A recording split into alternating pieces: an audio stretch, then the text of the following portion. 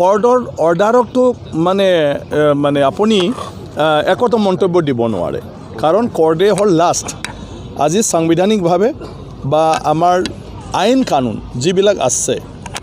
এই ক্ষেত্ৰত যদি কিবা বেআইনী চলে তেতিয়া মানুহে কৰ্ডৰ ওচৰত যায় আৰু তেতিয়া কৰ্ডে আমাৰ সংবিধান আৰু আইনত কি নিয়ম আছিলে এইবিলাক গোটেই বিচাৰ বিবেচনা কৰি ফেলে ৰায় দিয়ে ঠিক তেনেকৈ প্ৰদ্যুৎ বৰা নামৰ মানুহে তাত PIL দিছিলে যে ট্ৰাইবেল বেলেণ্ড ব্লকত যিসকল ইলিগেল এনক্ৰচাৰ তেওঁলোকক উচ্ছেদ কৰিব লাগে আৰু কৰ্ডে সেই হিচাপে এতিয়া ইণ্টাৰিম অৰ্ডাৰ দিছে যে যদি তেনেকুৱা ধৰণৰ এনক্ৰচাৰ আছে তেতিয়াহ'লে কৰ্তৃপক্ষ তাৰমানে DC সকলে এইটো উচ্ছেদ কৰিব লাগে আৰু এই বিষয়ত অহা 5 ফেব্ৰুৱাৰীত কৰ্ডত তেওঁলোকে জনাব লাগে মানে এফিডেভিট দিব লাগে কৰ্ডৰ ভাষাত এফিডেভিট আৰু আমি যদি গাঁৱলীয়া ভাষাত কওঁ তেতিয়া জনাব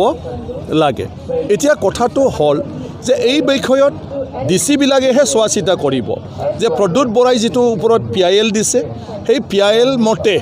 তেনেকুৱা ধৰণৰ এনক্ৰচাৰ আছে না নাই কি ধৰণৰ কিন্তু আজি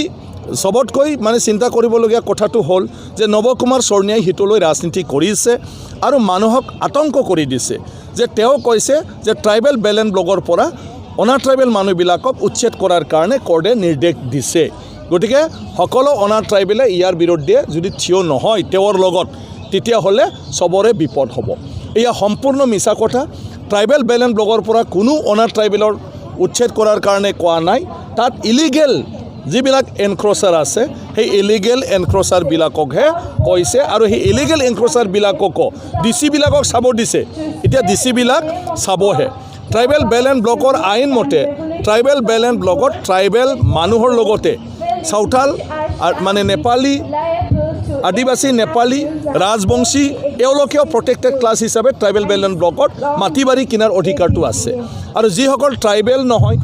যিসকল সাঁওতাল বা আদিবাসী বা নেপালী বা ৰাজবংশী নহয় মানে তেওঁলোকে অলৰেডি যিবিলাক বেলেণ্ড ব্লকৰ মানুহ তেওঁলোকে ট্ৰাইবেল বেলেণ্ড ব্লকত থাকিবও পাৰে মাটি বাৰী কিনিবও পাৰে গতিকে এই ৰায়টো ট্ৰাইবেল অনা ট্ৰাইবেলৰ বুলি নহয় এই ৰায়টো হ'ল আপোনাৰ যিটো আমাৰ ট্ৰাইবেল বেলেণ্ড ব্লকৰ নিয়ম নীতি আছে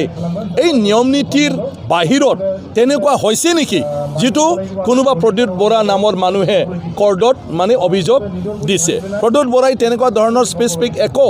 দিয়া নাই কোনটো জাগাৰ কোন নম্বৰ দাগ নম্বৰ মাটি কোন মানুহে সোমাইছে তেনেকুৱা নহয় এনে তেওঁ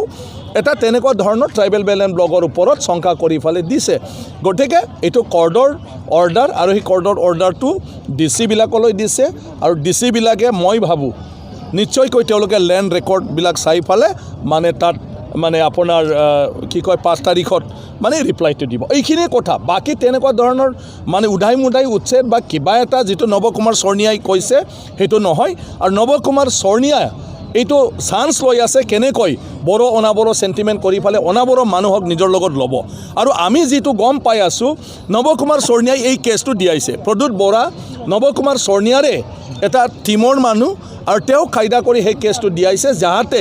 ইয়াত অনাবড়ো মানুহক এটা বিপদত মানে ৰাখি ফেলে বা শংকা কৰি ফেলে তেওঁ যাতে সদায় তেওঁলোকক উদ্ধাৰ কৰাৰ নামত তেওঁলোকক নিৰাপত্তা দিয়াৰ নামত সদায় যাতে ছাপৰ্টটো পাই থাকে গতিকে নৱ কুমাৰ শৰ্ণিয়াৰ ষড়যন্ত্ৰ মাত্ৰ তাক লৈ BTC অঞ্চলৰ ৰাইজে কোনেও ভয় কৰিবলগীয়া একো নাই গতিকে যিসকল ইয়াত বাসিন্দা তেওঁলোকে থাকিব আৰু কৰ্ডৰ সেই ৰায়ে তেওঁলোকৰ এগেইনষ্টত নহয় গতিকে সেই কথা আমি সবে জানো সেইকাৰণে আমি আমাৰ তৰফৰ পৰা স্পষ্ট কৰি দিছোঁ তাক লৈ কোনেও শংকা কৰিবলগীয়া নাই আৰু অলৰেডিটো চলি আছে তেনেকুৱাতো কোনো একো ঘটনা হোৱাই নাই গতিকে মানে এই ক্ষেত্ৰত মই ৰাইজক অনুৰোধ কৰিছোঁ সবে যেন নৱ কুমাৰ শৰ্ণিয়াৰ পৰা সাৱধান হয় নৱ কুমাৰ শৰ্ণিয়া যি মানুহজন নিজে এজে বড়ো হয় তেওঁ বড়ো কছাৰী হয় তেওঁৰ চাৰ্টিফিকেট সেইমতে বড়োৰ নামত তেওঁ কোকৰাঝাৰ জনজাতি লোকসভা সমষ্টিৰ পৰা MP হৈছে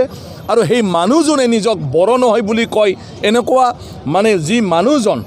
মানে সদায়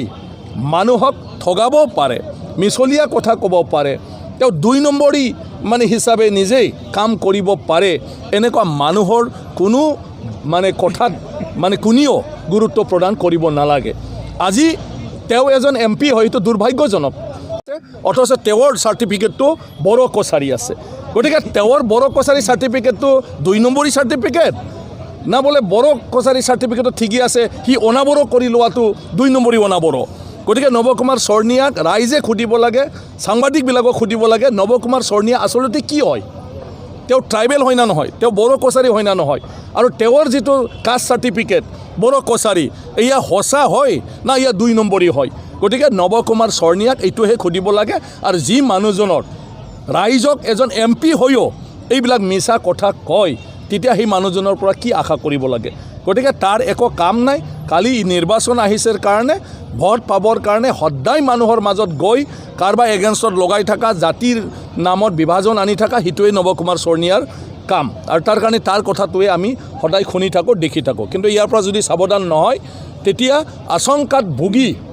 মানুহবিলাক নিজে নিজে ধ্বংস হৈ যাব আজি চাওক তেওঁ আগতে কৈছিলে যে BTCত বোলে অনাবড়ো মানুহৰ কোনো মাটি বাৰীৰ অধিকাৰ নাই